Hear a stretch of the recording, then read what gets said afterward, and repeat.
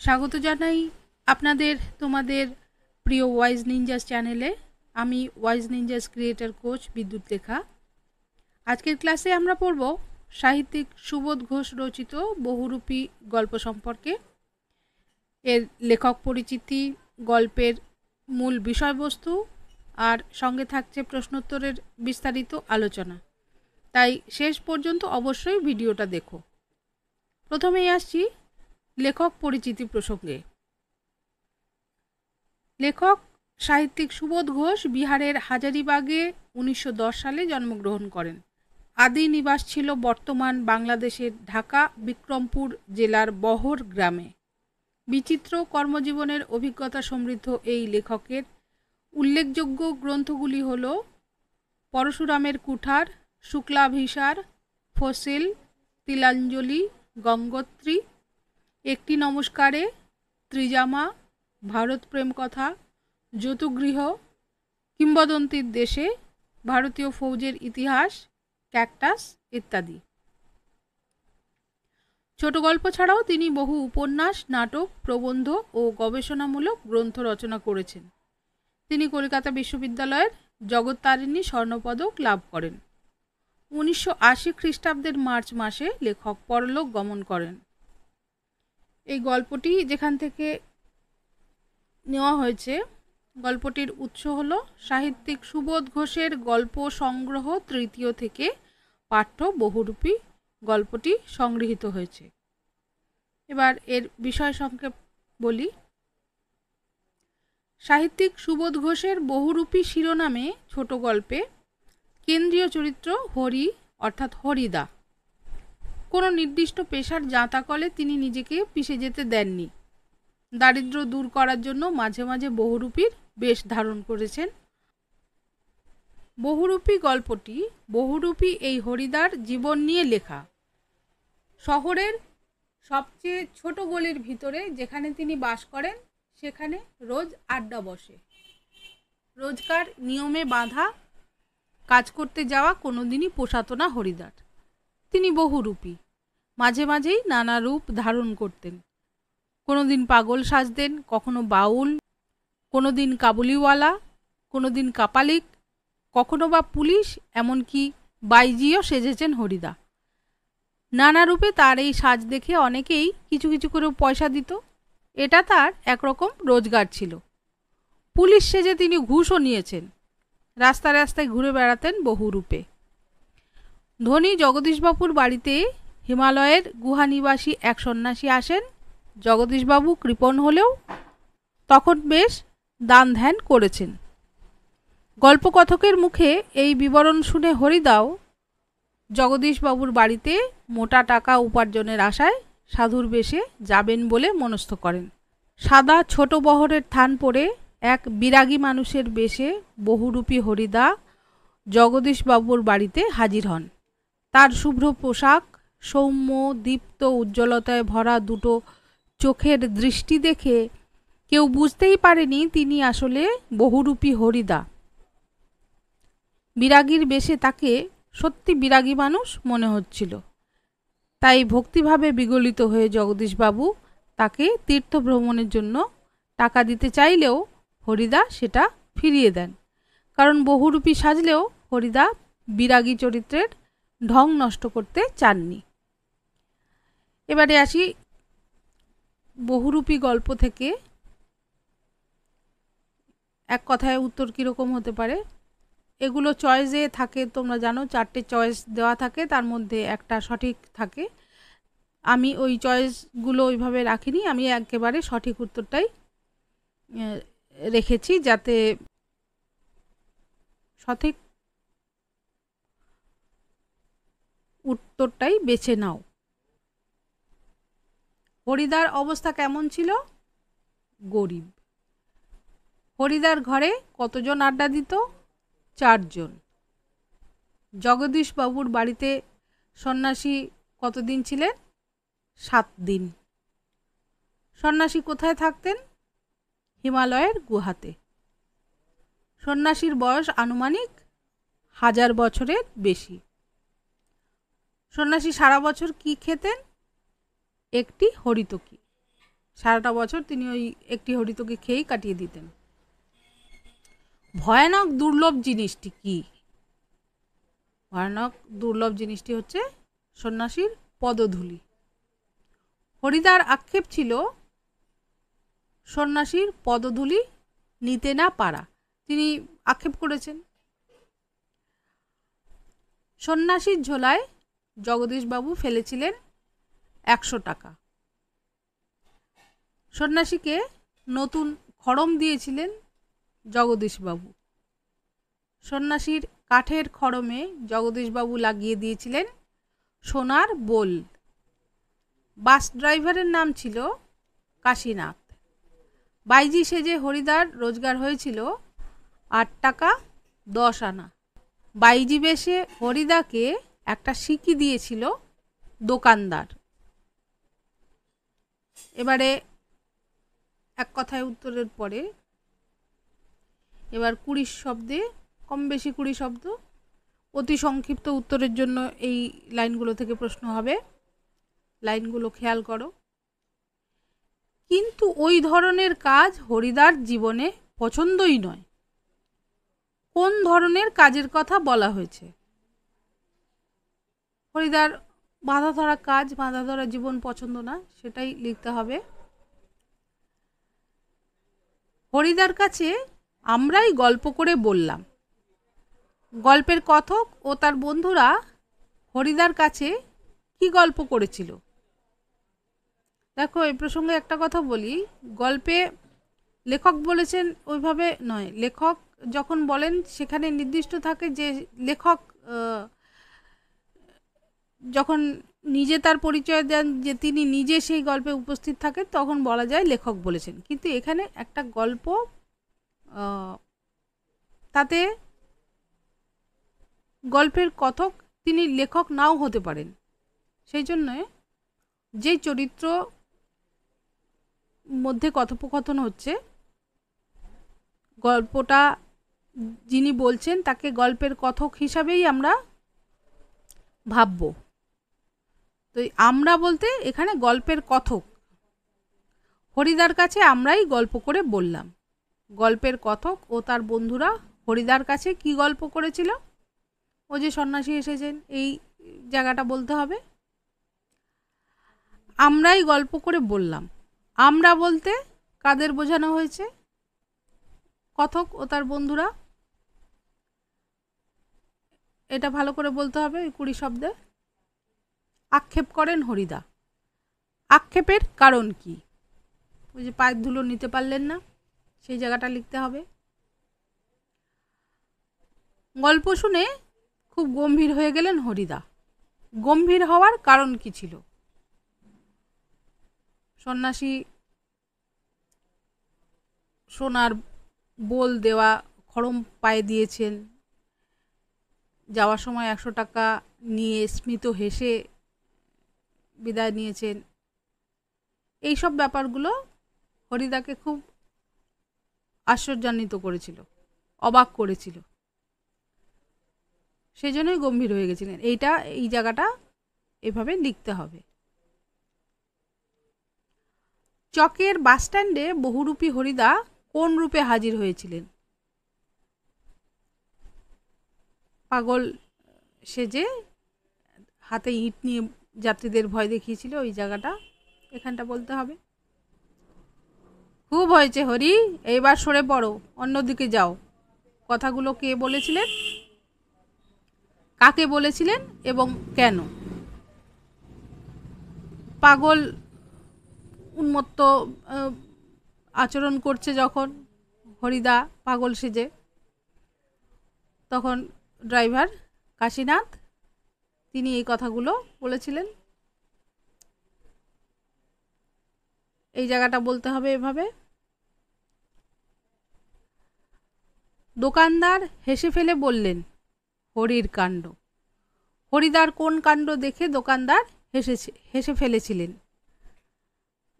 হরিদা ওই যে রূপসী বাইজি সেজে ঘুঙুর ঝুমঝুম করতে করতে রাস্তা দিয়ে গেল, সেই জায়গাটা বলতে হবে।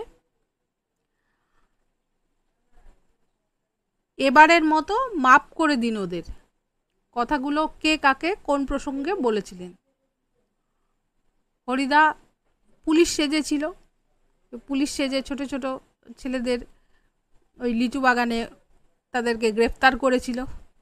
সেই সময় মাস্টারমশাই এসে বাচ্চাদের হয়ে মাপ চেয়েছিলেন, সেই জায়গাটা বলতে হবে।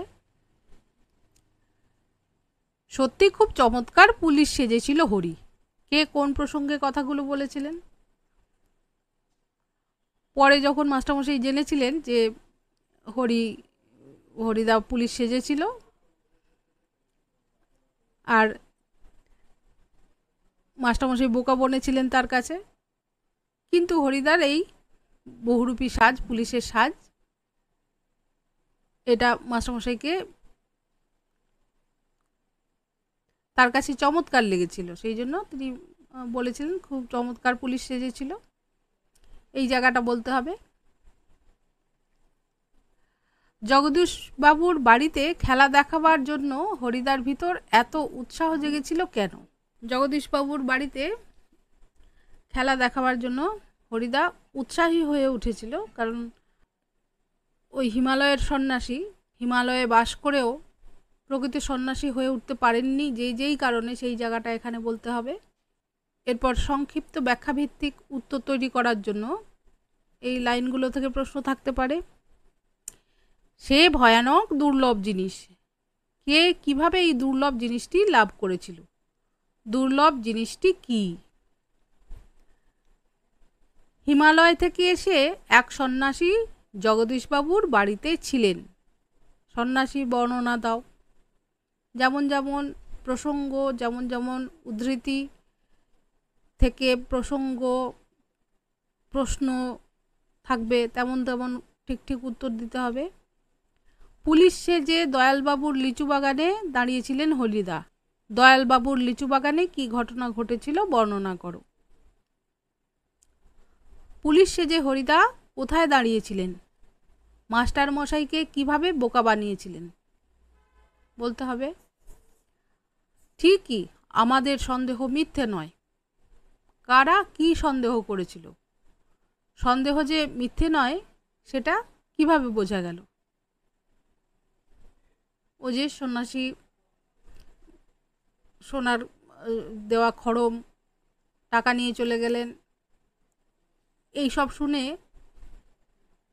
হরিদার মাথায় একটা ফন্দি খেলে গিয়েছিল, যার জন্য তিনি ওদেরকে বলেছিলেন যে জগদীশবাবুর বাড়িতে এসো, খেলা দেখাবো।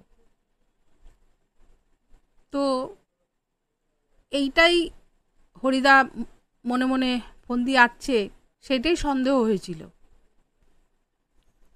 কথকের এবং তার বন্ধুদের।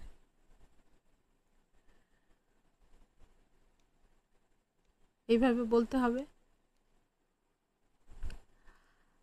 আমি বলছি তোমরা সেখানে থেকো, তাহলে দেখতে পাবে। এখানে কাদের থাকতে বলেছেন বক্তা? হরিদা। তিনি যে ভাবনাটা ভেবেছেন যেভাবে খেলা দেখাবেন, সেই কথা এখানে বলতে হবে। কি দেখার কথা বলেছেন? তিনি যে খেলাটা দেখাবার যেভাবে ভেবেছেন, যেভাবে দেখাবেন, সেটা ওই ঘটনাস্থলেই দেখাবেন, সেই জন্যই ওখানে ডেকেছেন। এবারে এই লাইনগুলো যেগুলো আছে, এগুলো থেকে রচনাধর্মী প্রশ্ন হতে পারে। এখানে আমি উত্তর তৈরি করে দিয়েছি একটা দুটোয়।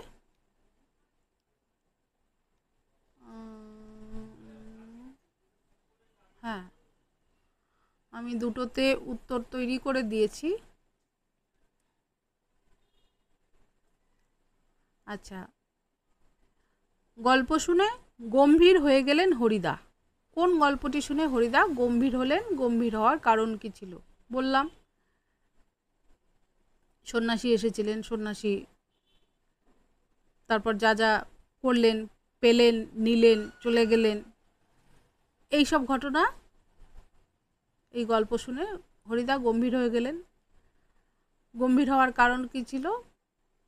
তিনি বহুরূপী, তিনি যে ধরনের মানুষ, তিনি বিভিন্ন চরিত্রে অভিনয় করেন এবং সেই চরিত্রটাকে সত্যি করে তোলেন তার সাজ পোশাক অভিনয় দিয়ে। কিন্তু এখানে যখন সত্যিকারের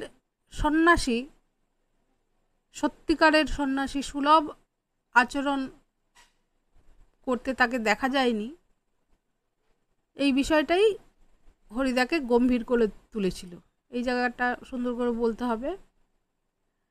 আমি যে উত্তরটা তৈরি করে দিয়েছি সেটা বলি। হরিদার জীবনে সত্যি একটা নাটকীয় বৈচিত্র্য আছে। হরিদার জীবনের এই নাটকীয় বৈচিত্র্যের যে বর্ণনা দিয়েছেন লেখক, তা সংক্ষেপে লেখো। সাহিত্যিক সুবোধ ঘোষ রচিত বহুরূপী গল্পে হরিদা একজন গরিব বহুরূপী।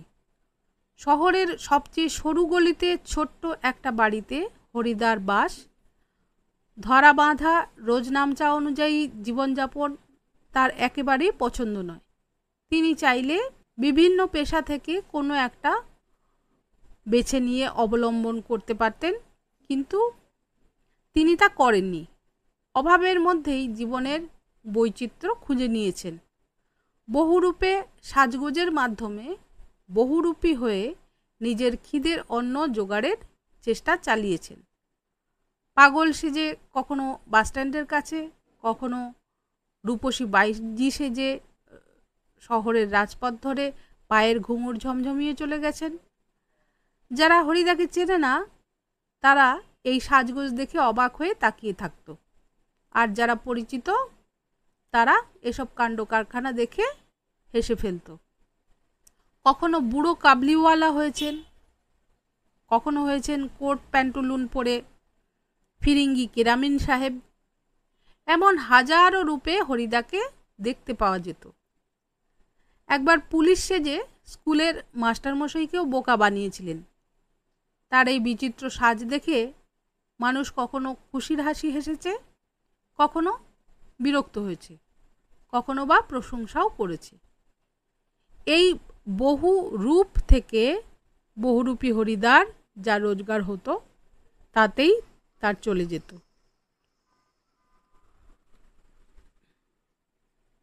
অল্পে তুষ্ট আপন মর্জির মালিক হরিদা তার নাটকীয় বহু রূপের এই জীবনের মধ্যেই যেন অনাবিল মুক্তির স্বাদ নিতেন।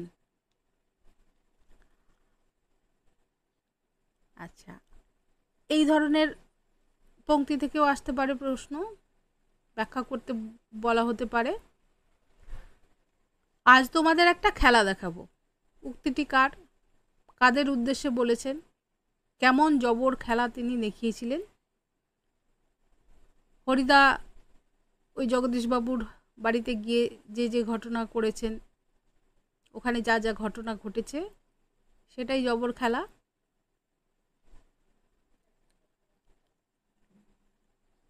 এবার মারিত হাতি লুঠিত ভাণ্ডার, উক্তিটির বক্তাকে জগদীশবাবুর বাড়িতে কি ঘটনা ঘটেছিল লেখো। হরিদা এই কথা বলেছিলেন। তিনি জগদীশবাবুর বাড়িতে যাওয়ার একটা ফন্দি করেছিলেন, মোটা টাকা লাভ করবেন ওখানে বহুরূপী সেজে, বিরাগীর বেশে ওখানে যাবেন, এটা তার মনে মনে ছিল, সেটা তখন তিনি প্রকাশ করেননি। এই জায়গাটা লিখতে হবে।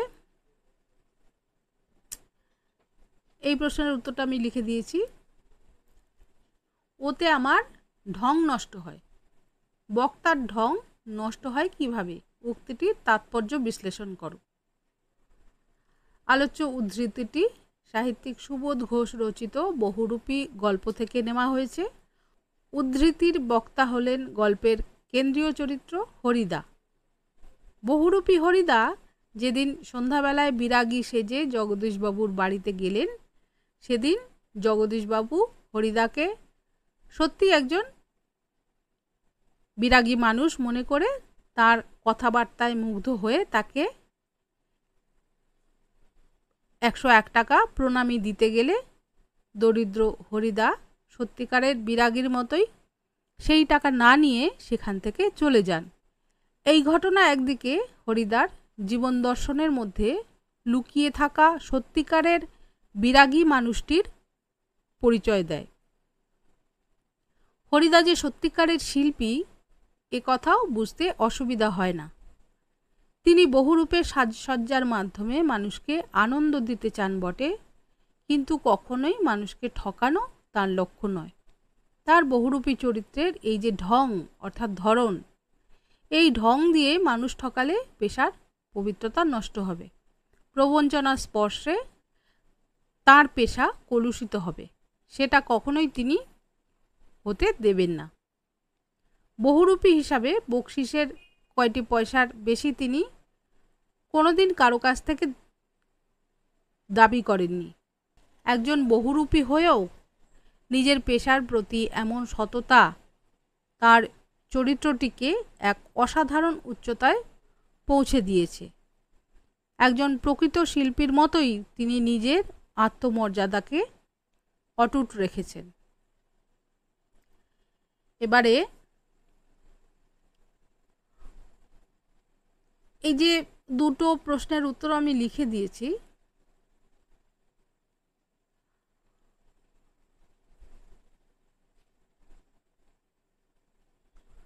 নাটকীয় বৈচিত্র্য, হরিদার জীবনের নাটকীয় বৈচিত্র্য এবং এই ঢং নষ্ট হয়, এই দুটো উত্তর থেকেই তোমরা মোটামুটি হরিদার চরিত্রটা বিশ্লেষণ লিখতে পারবে। তবু আমি কতগুলো দিক আরেকটু উল্লেখ করে দিচ্ছি।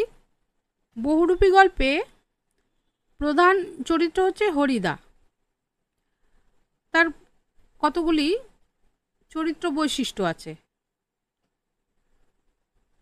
প্রথমে যদি আমরা তার শিল্পী সত্তা এই দিকটা দেখি, তাহলে আমরা প্রথমে দেখতে পাচ্ছি হরিদা প্রকৃত একজন শিল্পী। তিনি পেশার খাতিরে নানা রকম রূপ ধরেছেন, একেবারে নিখুঁত সেই সাজ হয়েছে।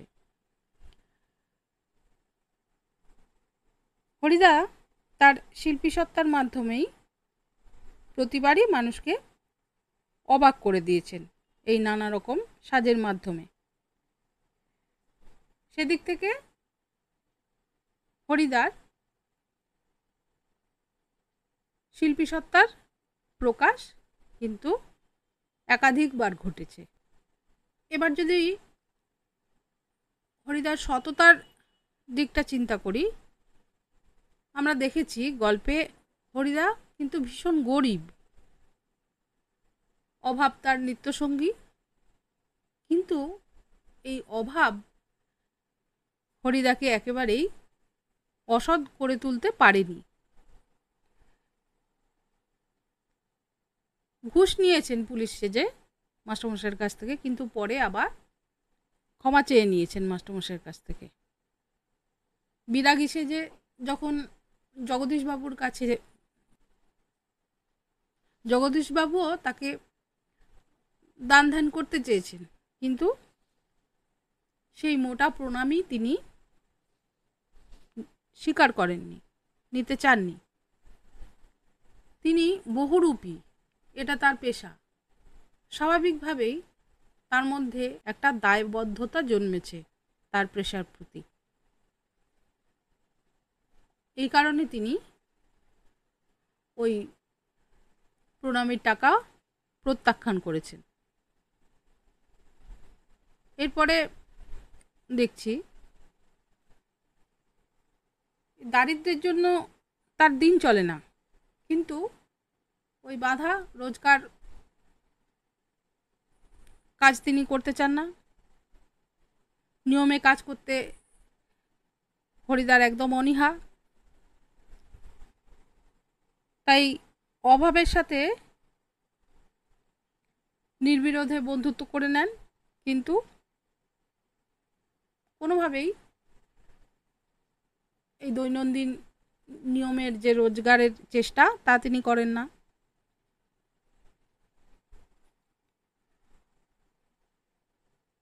হরিদা একটু বিলাসীও। কিভাবে বিলাস করেন?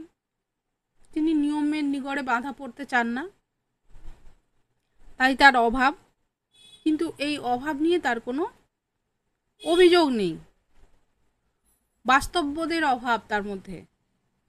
হরিদার উনানের হাঁড়িতে অনেক সময় শুধু জল ফোটে, ভাত ফোটে না, কিন্তু সে বিষয়ে হরিদা নির্বিকার। এই একঘেয়ে অভাব তাকে তিনি সহ্য করতে পারেন, কিন্তু একঘেয়ে কাজ করতে ভয়ানক আপত্তি। এটাই হচ্ছে হরিদার কল্পনা বিলাসিতা। এইভাবে লিখতে হবে হরিদার চরিত্র।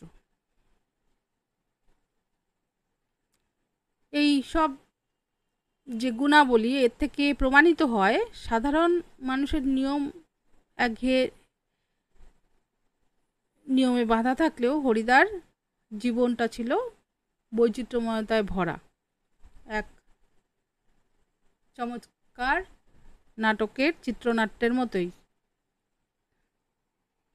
বর্ণাঢ্য জীবনের এই বৈচিত্র্যই